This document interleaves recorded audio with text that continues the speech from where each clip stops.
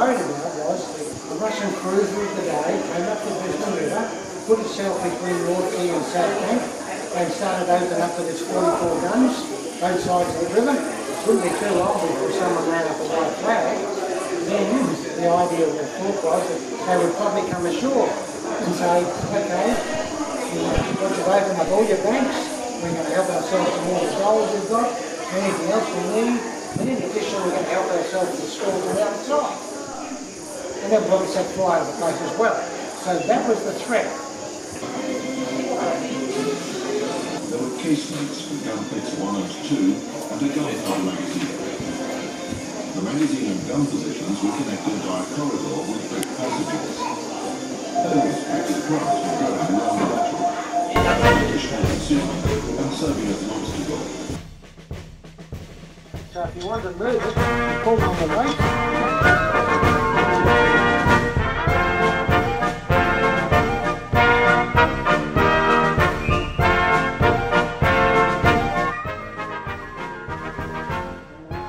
Store it here.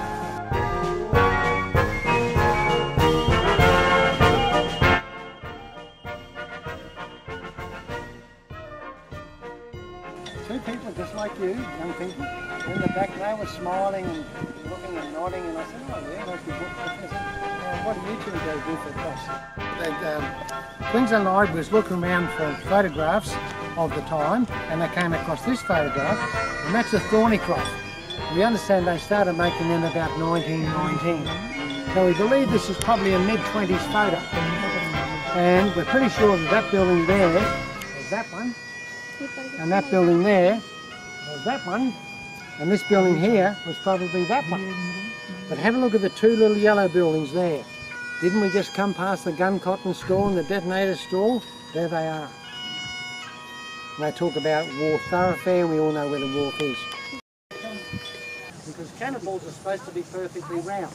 And if they're not quite round, you just lean on the rammer a bit more.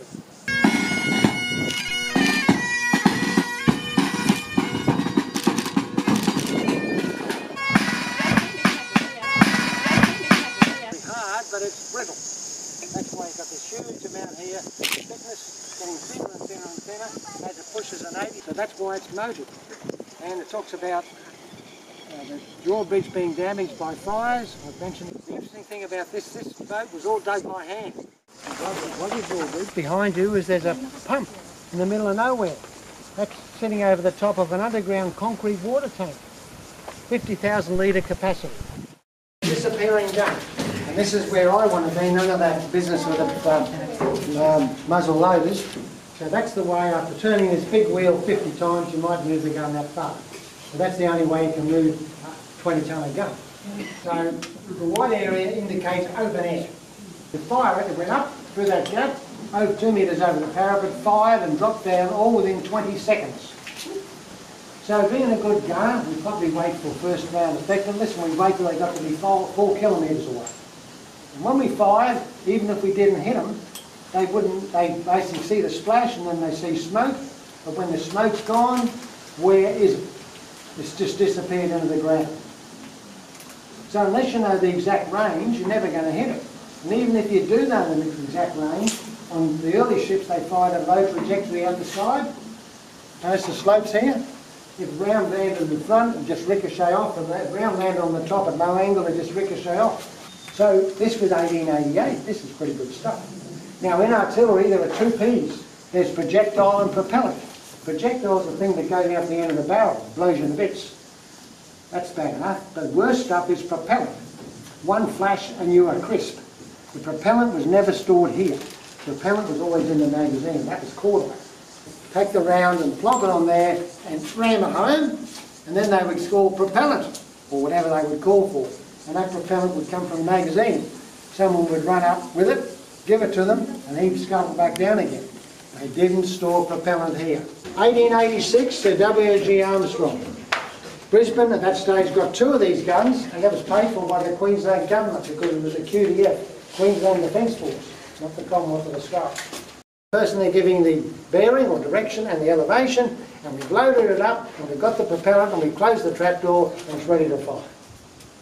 How do we get it to go up and fire? We open this valve here. That big piston there full of air and fluid raises this 5-tonner barrel up through that white space 2 metres above the parapet. Most of you saw that in the video, I think, did you? Those that didn't were trying to imagine what happens. So that's up there, and on the explosion it wants to go backwards, but it can't. These bars here. Right, sir? I've seen stuff like that as a backup. I thought it'd be electric. Yep. So when you've got no electric pump, just that. Yeah. Oh, really? When you've got big leverages and double axing, it would probably take them half an hour, I reckon. I don't know. And it depends on how big the bellows were in there. Because the bigger the bellows, the tougher it would be to use. Most of the bricks you see here came out from Britain as ballast from the bottom of ships. 100% came from the local women. Ding ding. And then would open up and give them black powder, or later on the cordite, and then shut it again. Because when they open this breech, they wouldn't want any burning embers going down here into that magazine. Strict safety precautions are needed. Remember, down there, you wouldn't be blown to bits, you'd just be burned to crust. No, ash. And squeak you out. Right, buddy. Here, and the other gun were last fired in 1937. We come into 1942 and the Japanese are coming down from Singapore. Singapore falls in on February 1942 and they're coming down through the East Indies and all that sort of thing. So there's a big threat that the Japanese might send a fast-moving surface vessel up the Brisbane River because there's a major target up at Newfoundland, namely the largest submarine base in the Southern Hemisphere. Mussolini wanted to impress Hitler and he said, I will send some fast-moving E-boats up and I will sink any of the ships that have got through at the walls. 59 ships set out, and included in that was 12 cargo vessels, taking supplies and that to Malta so it could keep going. Because it's been bombed and machine gunned by the Germans and the Italians. Of those 12, well, the aircraft carriers dropped off, then the battleships dropped off, then the cruisers dropped off because they had to go past Sicily and past the bottom of Italy, which brought them closer to the German areas. So basically, by the time they got to Malta, there were 2 ships only still available. One was the fast American oil tanker called the Ohio, and it limped into harbour with a destroyer on each side, and the only reason it hadn't sunk was because it was full of oil. So anyway, Mussolini said, I will sink any ships that do get through, making it hard for them to unload. So this night in May, 12 E-boats, motor torpedo boats, Italian type, set out from Palermo in Sicily. And that's the walls. These are the twin 6-pounders facing across the harbour, and that's the channel coming in. Now, E-boats have got to drop their torpedoes almost at right angles to the ships. They can't put them that way because they bounce off. So, in the first 15 minutes, 8 out of those 12 E-boats were shot out. Because the guns are facing across here, high rate of fire, and they're shooting at 25 metres of target. Yes, it might be moving 60 to 70 kilometres an hour, but you can lead them. So, only 2 got back to Palermo. So, it was a great success for the twin 6-pounder. So the powers that be here said, that's what we want.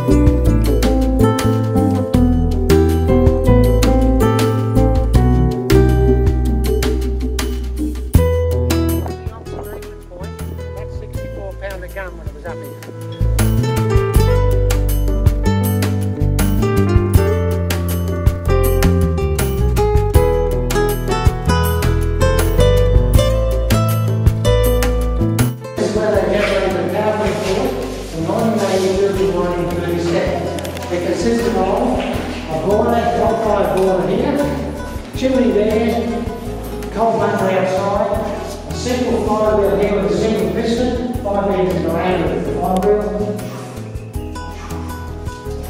This end here, axle went across, 2 pulleys which ran back to here like twin dynamos. That generated the power from 1903. 1903 comes, we need more power. You know, we need more power to like searchlights over the mines, and we need more power to the fort. How do we do that? We have to put a bigger boiler in. How do we get a bigger boiler in? Well, necessity is another invention. We just cut some concrete out. You see? That's on an angle that enabled to bring in a bigger boiler. And that bigger boiler was operating out of operating 37, and this place was connected to the grid. I understand that the new phone council on this side of town, and here on this side of town, which is close to Madison or Newfoundland. I don't know anything, but it can still be a fair way through the bush and 90 firms there. So anyway, notice the concave ceiling, strength and 100 millimetres of steel over the top, the thickness of the wall from concrete, and also the hooks in off the handle there. They are for use as pulleys because they didn't have hydraulics. They certainly had lots of ropes and pulleys, and with enough pulleys she has an awful lot of advantage. So that's what they do there. So that gives you an idea of what the actual engine room is all about. Now, we're going to take you into the actual control room of the submarine tunnel. There's an area outside, probably most of them in, but it's pretty warm, and that is where they actually control the mines. But I will send you 2 by 2 up the tunnel to the observation channel, where you'll have an opportunity to look out through that thing and imagine ships coming up the river. Basically, there's a telescope there, which allows you to look at the ship, and that telescope has a wire power coming up from underneath, runs underneath the actual telescope arm, goes to a pin at the end. That pin makes contact with a whole series of segments. Each separate segment is connected to an individual mine out there. And there's 7 groups of 7 mines. So as long as you've got the right group activated, wherever you looked, that pin at the end made contact with the mine closest to where you're looking. So all you do is close the contacts, electric current came from batteries, up underneath the actual telescope, underneath it to the pin, which made contact with one of the segments, and that segment was connected to the mine closest to where you were looking. Now that was all pretty good stuff. Really good stuff. So when we get in there, I'll show you how that works in more detail. Pretty warm again, isn't it? Even though I opened one window.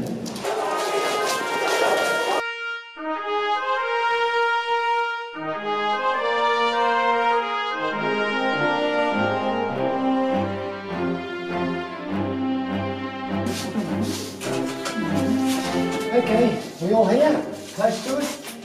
Come on, yeah, it's cosy, I know. Okay, you are currently in the control room. Up there is the observation room. The observation room has got room for 2 people only. Don't rub up against the wall because you get white bump. The reason being is we had to use whitewash on the walls, which is lime in a big 20-litre container, poured into 1-litre containers, and we slopped it on with 6-inch brushes because we weren't allowed to use modern tapes. Because it's a heritage site. So that was the story there. So, when you go up there, let's move out of the moment right here, I just want to get in here, let people see. Unfortunately, I've got to step up in this corner. Right, okay. You're up the observation tunnel, and the ship that can't be stopped by gunfire is approaching the minefield, basically strung on the riverbed. And on the left-hand side, you can see here the detonator electric, number 12. Basically, these batteries here produce 15 volts when they're connected together, and when you close the contacts, electric current went underneath the telescope, onto that pin, down that wire to that mine, and heated up that little element, which set off the main charge. Now these were like depth charges. Now let's have a look at this here. Let's say you're up the tunnel, and this ship's approaching the minefield. The minefields were probably marked red to red, green to green, so you know which minefield it was. So you'd say, activate battery number 4, that one. So down here, they would activate battery number 4 by click, click, click, click, click. Battery number 4 would all light up, showing all mines are available, all 7 mines. As the ship goes into the minefield, you are following it with the telescope. So you put the telescope on following it, and you put it, as soon as it enters the minefield, you've got it on the bow of the ship, and you close the contacts.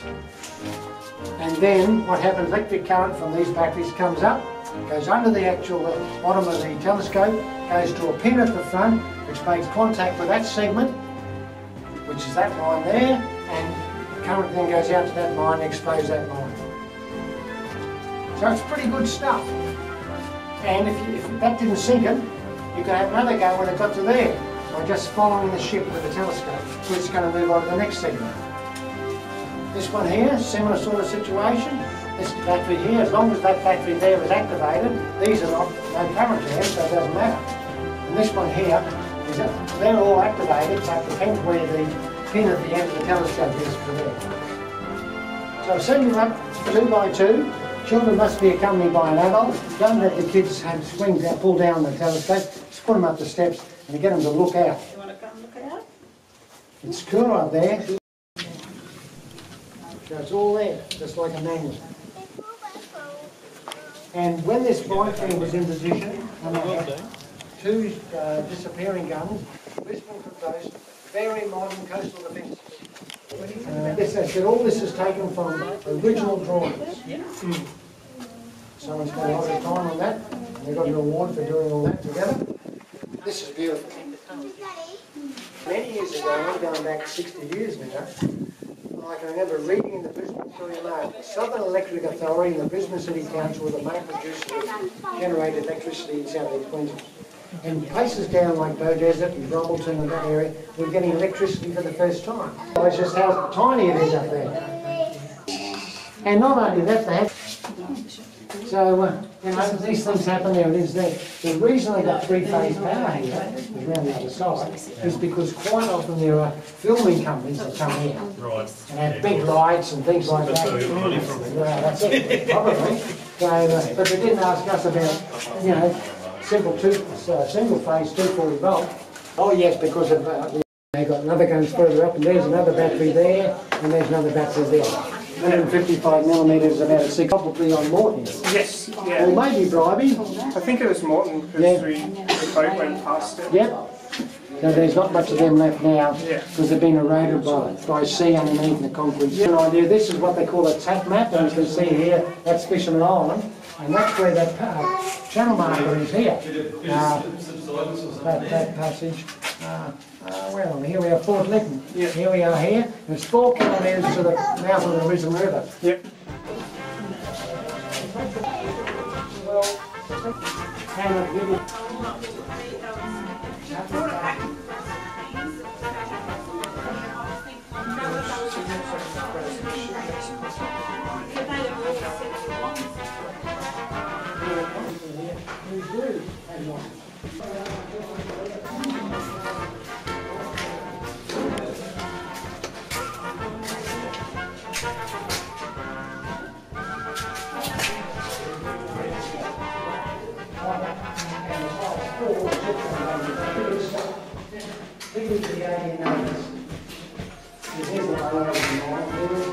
Top.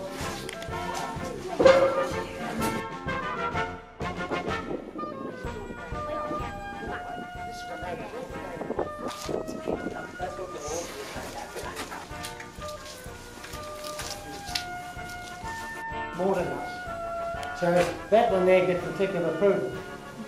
They tried over here. That one they pull the overburden behind it and put supports like steel supports in to hold it back.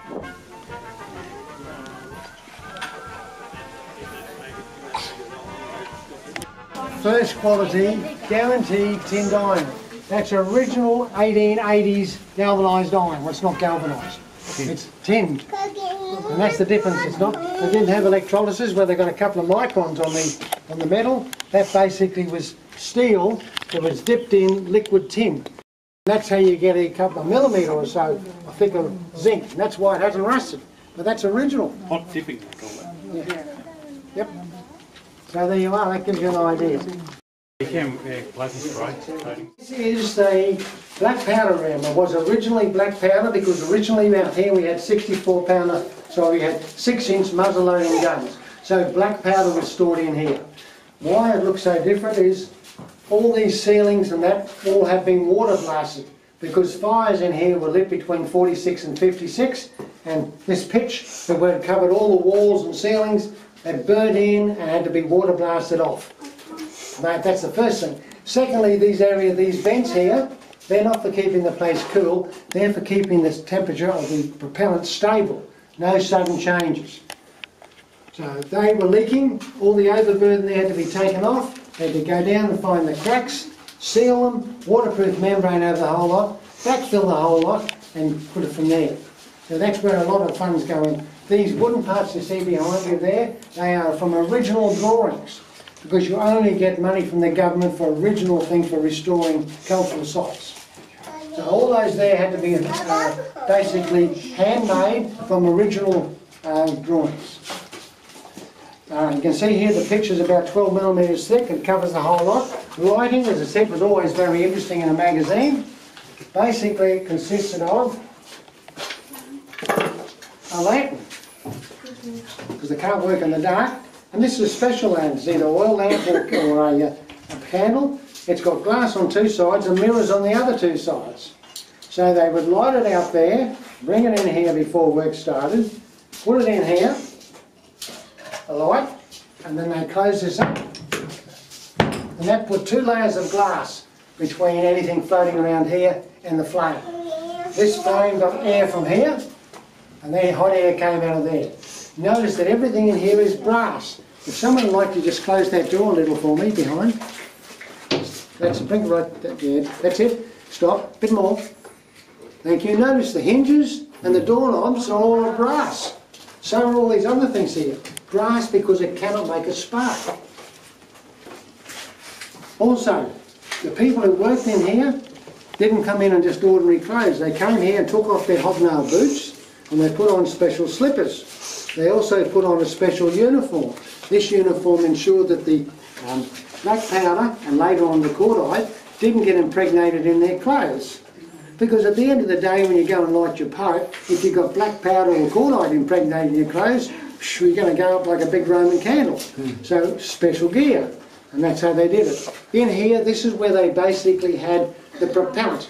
Yes, they've got some stuff here for projectiles, but that wasn't the main reason.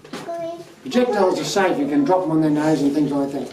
Well, what they did do here, the black powder initially came in barrels, like in here, and because they had to have the same charge in each thing, they weighed it here, and they put it into 6-inch muzzle and bags like that for the 6-inch muzzle loader black powder. So that's what all these were about here. So that just gives you an idea of what happened in here. That's the weighing and all the other different areas. Now, there's an opportunity here for you to go through, walk through. You've got to make sure that you don't touch the wall, because if you touch the wall, more pitch falls off. And what we're trying to do is put a walkway through there that lets people go through and get an idea of what it would have been like. Inside there are 2 dispensing points with a glass door in between. 2 guys in there and 2 guys in there. The only light you've got is from that candle. And as I said, when you walk past the disappearing gun, remember I said there's 2 big doors, they be closed, and then there's 2 metal shutter doors. So I ask you, if you'd like to walk in there, those of you that have got mobile phones, they need the light, and walk in here and go through that one and then round and back and come in this one here. You know that? How do you bring your back around out here? Touch the wall there. There's a picture of the wall all the way out. We're right over the whole lot. Well, that's what we want to keep there. Yeah. You see all the ticking on the bricks here to make sure it's stuck? Then they put little cuts in. Oh, yeah. This was a big glass door in between. But in there, you only got one with that candle. That's the only light you have. Touch the wall.